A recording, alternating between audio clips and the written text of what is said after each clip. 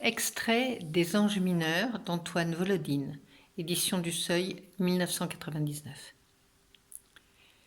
Devant nous s'étend la terre des pauvres, dont les richesses appartiennent exclusivement aux riches, une planète de terre écorchée, de forêts saignées à cendres, une planète d'ordures, un champ d'ordures, des océans que seuls les riches traversent, des déserts pollués par les jouets et les erreurs des riches.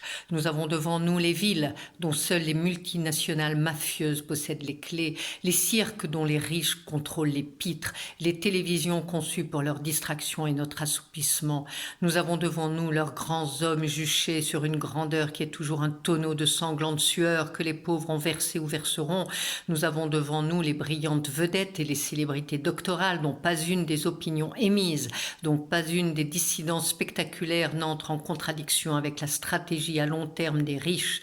Nous avons devant nous leurs valeurs démocratiques conçues pour leur propre renouvellement éternel et notre éternelle torpeur. Nous avons devant nous les machines démocratiques qui leur obéissent au doigt et à l'œil et interdisent aux pauvres toute victoire significative.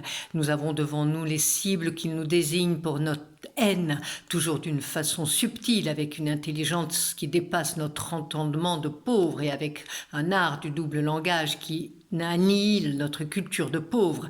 Nous avons devant nous leur lutte contre la pauvreté, leur programme d'assistance aux industries des pauvres, leur programme d'urgence et de sauvetage.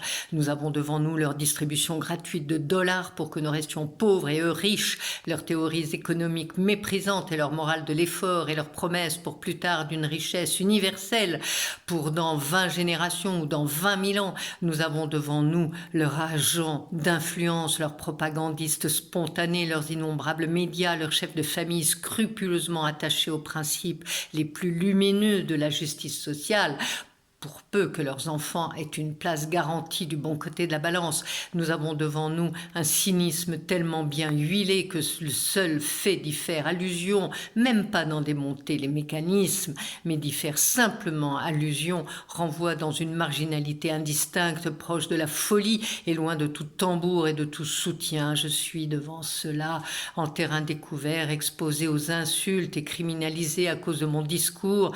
Nous sommes en face de cela qui devrait donner naissance à une tempête généralisée, à un mouvement jusqu'au boutiste et impitoyable, 10 décennies au moins de réorganisation impitoyable et de reconstruction selon nos règles, loin de toutes les logiques religieuses et financières des riches et de leur philosophie politique et sans prendre garde aux clameurs de leurs ultimes chiens de garde. Nous sommes devant cela depuis des centaines d'années et nous n'avons toujours pas compris comment faire pour que l'idée de l'insurrection égalitaire visite en même temps à la même date les milliards de pauvres qu'elle n'a pas visités encore et pour qu'elle s'y enracine et pour qu'enfin elle y fleurisse. Trouvons donc comment faire et faisons-le.